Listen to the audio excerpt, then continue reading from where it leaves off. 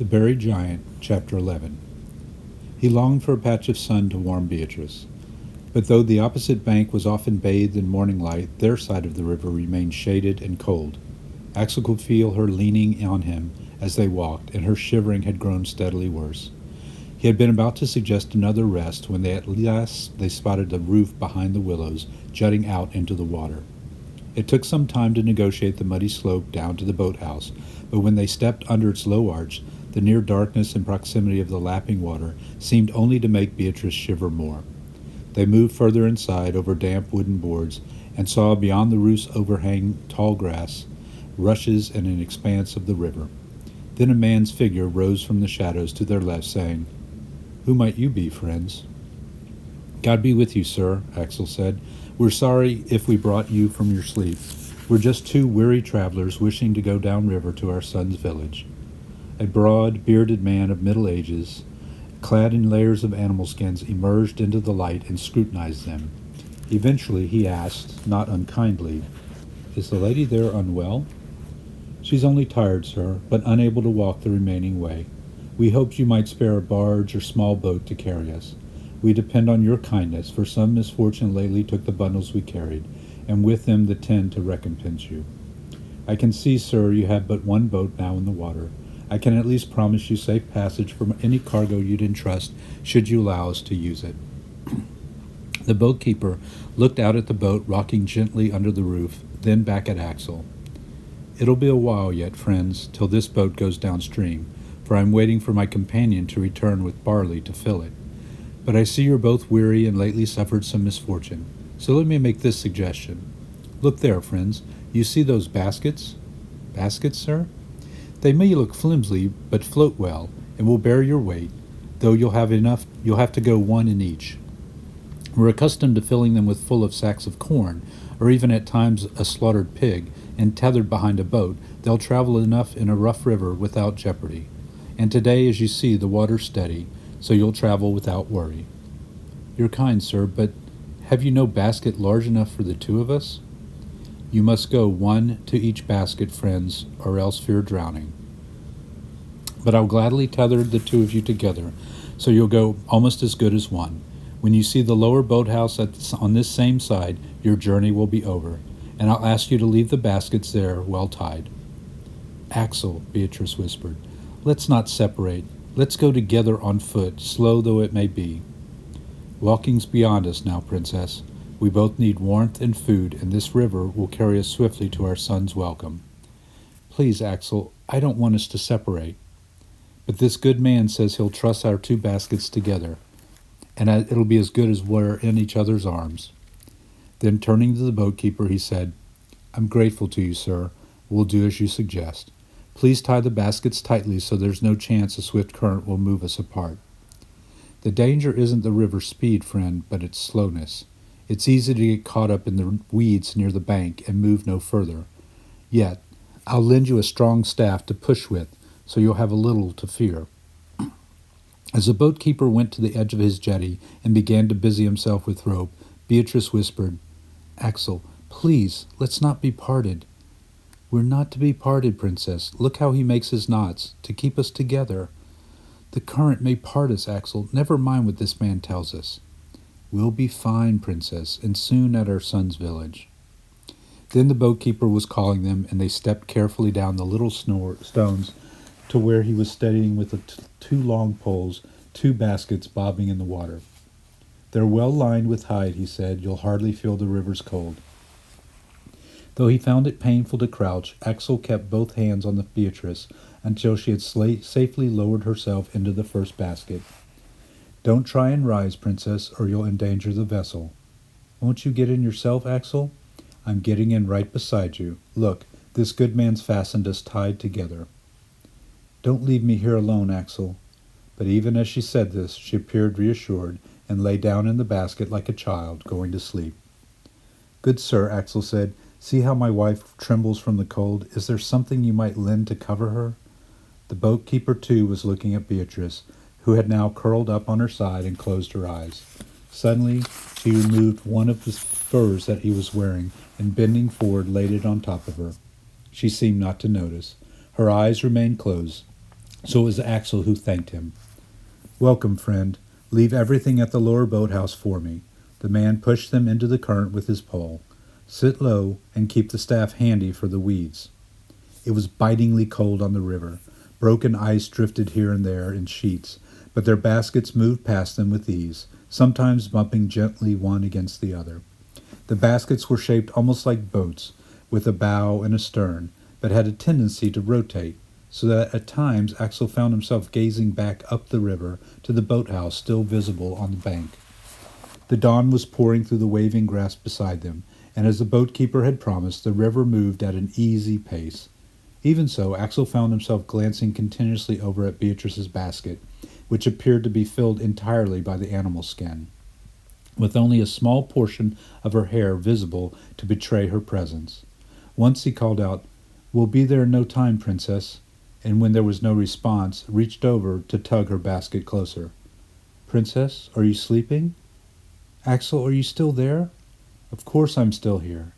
"Axel, I thought maybe you'd left me again." "Why would I leave you, Princess?" And the man's tied our vessels so carefully together. "I don't know if it's a thing dreamt or remembered, but I saw myself just then, standing in our chamber in the dead of night. It was long ago, and I had tied around me that cloak, that badger hides that you made once as a tender gift to me. I was standing like that, and in our former chamber too, not the one we have now, for the wall had branches of beech crossing left to right, and I was watching a caterpillar crawling slowly along it, and asking why a caterpillar wouldn't be asleep so late at night." "Never mind caterpillars. What were you doing yourself awake and staring at a wall in the pit of the night?" "I think I was standing that way because you'd gone and left me." "Axel, maybe this fur the man's put over me reminds me of that one then, for I was holding it to myself when I stood there. The one you'd made for me from badger skins, which later we lost in that fire. I was watching the caterpillar and asking why it didn't sleep if a creature like that even knew what night was from day. Yet I believe the reason was that you'd gone away, Axel."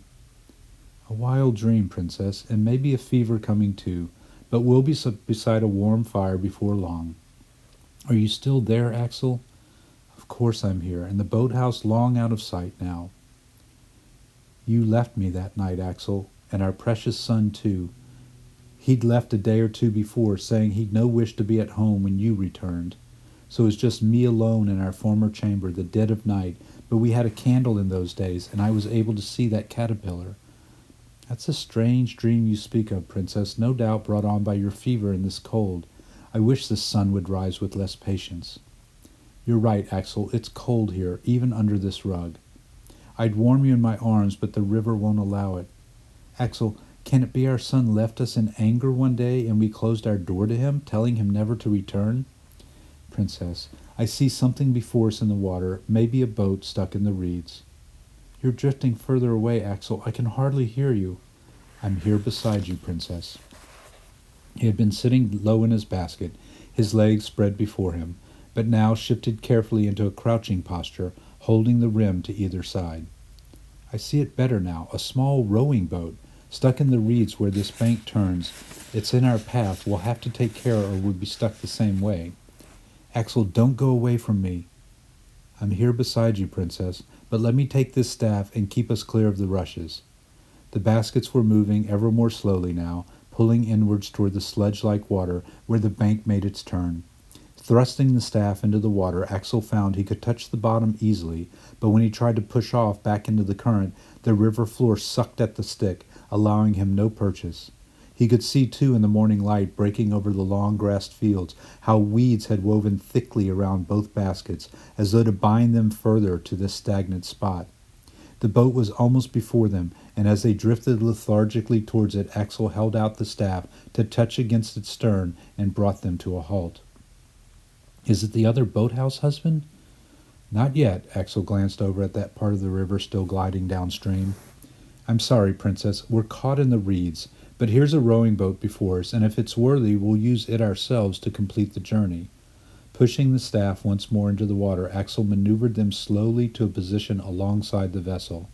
From their low vantage point, the boat loomed large, and Axel could see in fine detail the damaged, coarsened wood and the underside of the gunwale. where a row of tiny icicles hung like candle wax. Planting the staff in the water, he now rose carefully to his full height within his basket and peered into the boat. The bow end was bathed in the orange light, and it took him a moment to see that the pile of rags heaped there on the boards was in fact an elderly woman. The unusual nature of her garment, a patchwork of numerous small dark rags and the sooty grime smeared over her face, had momentarily deceived him. Moreover, she was seated in a peculiar posture, her head tilted heavily to one side so that it was almost touching the boat's floor. Something about the old woman's clothes tugged at his memory, but now she opened her eyes and stared at him. "Help me, stranger," she said quietly, not altering her posture. "Are you sick, mistress? My arm won't obey me, or I'd by now be up and taken the oar. Help me, stranger." "Who do you speak to, Axel?" Beatrice's voice came from behind him. "Take care it's not some demon." "It's just a poor woman of our years or more, injured in her boat." "Don't forget me, Axel." "Forget you? Why would I ever forget you, princess? This mist makes us forget so much. Why should it not make us forget each other?" "Such a thing can't happen, princess. Now I must help this poor woman, and perhaps with luck we'll all three of us use her boat to journey downstream." "Stranger, I hear what you say. You'll be most welcome to share my boat, but help me now, for I'm fallen and hurt." "Axel, don't leave me here. Don't forget me." "I'm just stepping into this boat beside us, princess. I must attend to this poor stranger." The cold had stiffened his limbs, and he almost lost his balance as he climbed into the larger vessel, but he steadied himself and then looked around him. The boat seemed simple and sturdy, with no obvious signs of leakage. There was cargo piled near the stern, but Axel paid this little attention, for the woman was saying something again. The morning sun was still fully upon her, and he could see how her gaze was fixed with some intensity on his feet, so much so that he could not help looking down at them himself. Noticing nothing remarkable, he continued towards her, stepping carefully over the boat's bracing. "Stranger, I see you're not young, but you've strength left. Show them a fierce face to make them flee." "Come, mistress, are you able to sit up?" He said this to her, for he was troubled by her strange posture. Her loose gray hair was hanging down and touching the damp boards. "Here, I'll help you. Try to sit higher." As he leaned forward and touched her, a rusted knife she had been holding fell from her grasp onto the boards. In the same instant, some small creature scampered out from her rags, away into the shadows. "Do the rats bother you, mistress?" "They're over there, stranger. Show them a fierce face, I say." It now occurred to him that she had not been staring at his feet, but beyond him to something at the back of the boat. He turned, but the sun dazzled him, and he could not discern clearly whatever was moving there. "Are they rats, mistress?" "They fear you, stranger. They feared me, too, for a little while, but they sap me little by little as they will. Had you not come by, they'd be covering me even now." "Wait a moment, mistress." He stepped towards the stern, a hand raised against the low sun, and gazed down at the objects piled in the shadows.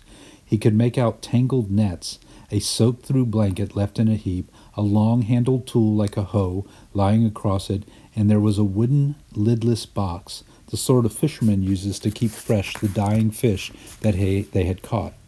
But when he peered into it, he saw not fish, but skinned rabbits. A considerable number of them pressed so closely to one against the other that their tiny limbs appeared to be locked together. Then, as he watched, the whole mass of sinews, elbows, and ankles began to shift. Axel took a step back, even as he saw an eye open, and then another. A sound made him turn, and he saw the other end of the boat. Still bathed in orange light, the old woman slumped against the bow with pixies, too many to count, swarming over her. At first glance she looked contented, as if being smothered in affection, while the small, scrawny creatures ran through her rags and over her face and shoulders. There now came more and more out of the river, climbing over the rim of the boat.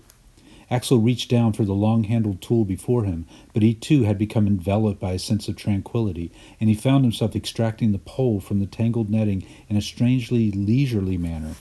He knew more and more creatures were rising from the water. How many might have boarded now? 30, 60, and their collective voices seemed to him to resemble the sounds of children playing in the distance.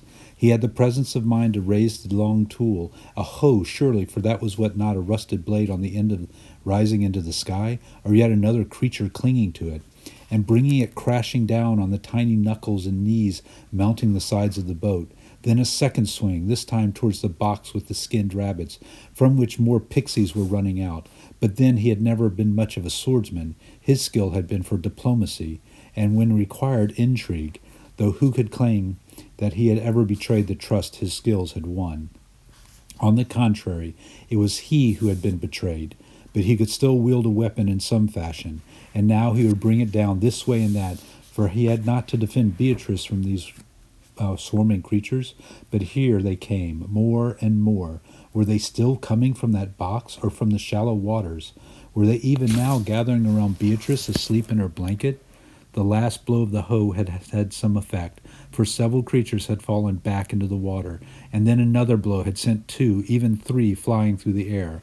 And then the old woman was a stranger. With what obligation did he have to her before his own wife? But there she was, the strange woman, hardly visible now beneath the writhing creatures, and Axel crossed the length of the boat, hoe raised, and made another arc in the air to sweep off as many as possible without injury to the stranger. Yet how they clung on, and now they even dared to speak to him.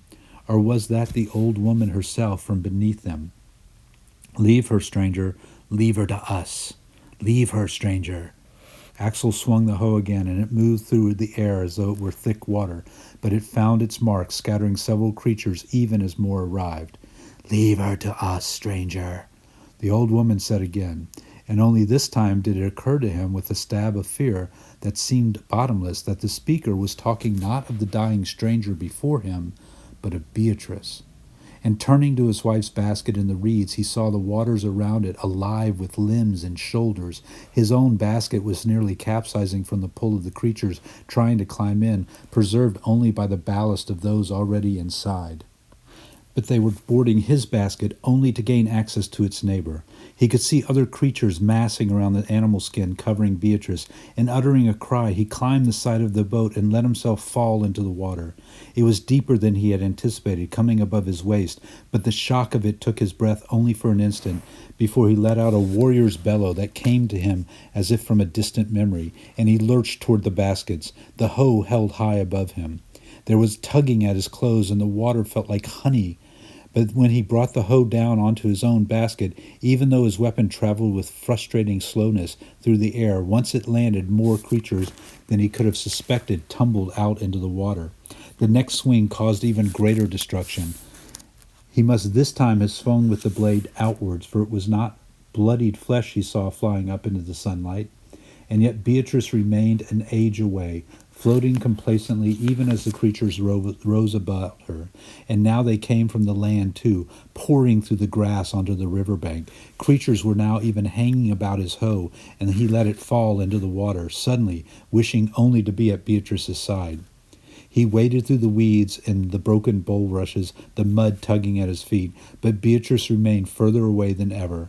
Then came the stranger's voice again, and even though now, down in the water, he could no longer see her, Axel could picture the old woman with startling clarity in his mind's eye, slumped on the floor of her boat in the morning sun, the pixies moving freely over her as she uttered the words he could hear. "Leave her, stranger. Leave her to us." "Curse you," Axel muttered under his breath, and he pushed himself forward. "I'll never give up on her." "A wise man like you, stranger, you know a long time now there's no cure to save her. How will you bear it? What now lies in wait for her? Do you long for that day you watch your dearest love twist in agony and with nothing to offer but kind words for her ear? Give her to us, and we'll ease her suffering, and as we've done for all these others before her. Curse you, I'll not give her to you. Give her to us, and we'll see she suffers no pain. We'll wash her in the river's water. The years will fall from her, and she'll be as in a pleasant dream.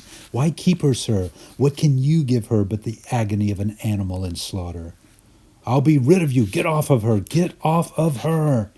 Locking his hands together to make a club, he swung one way, then another, clearing a path in the water as he waded on, till at last he was before Beatrice, still fast asleep in her basket.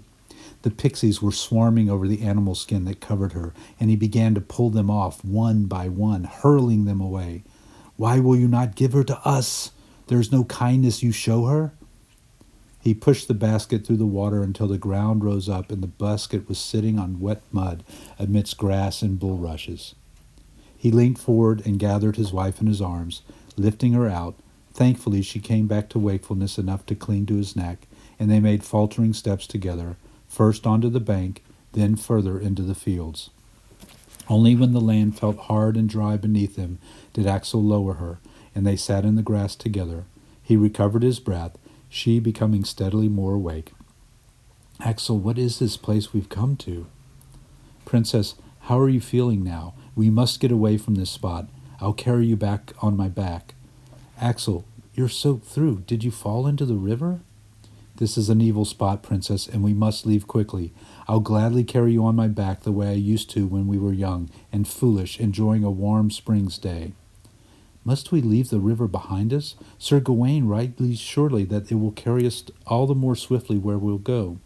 The land here looks as high in the mountains as we ever were before." "We've no choice, Princess. We must get far from here. Come, I'll have you on my back. Come, Princess, reach for my shoulders."